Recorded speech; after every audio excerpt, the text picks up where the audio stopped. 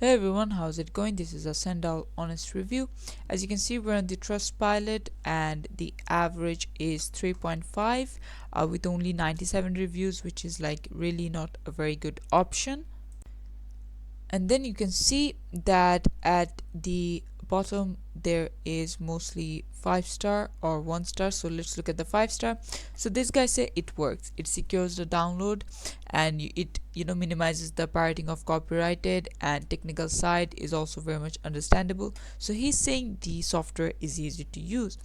Many questions answered, I'm ready to launch my current project. Okay, so this looks like a paid review because it's praising the what do you call it, customer service, by taking the name of the guy directly, which is like a red flag. And then the next guy says easy and quick to implement, best buy button solution, and all these things. But if we look at the 1 star reviews and see what they have to say, it says have not received my order. I ordered a $40 plus product months ago. I have the receipt, but it never got to me.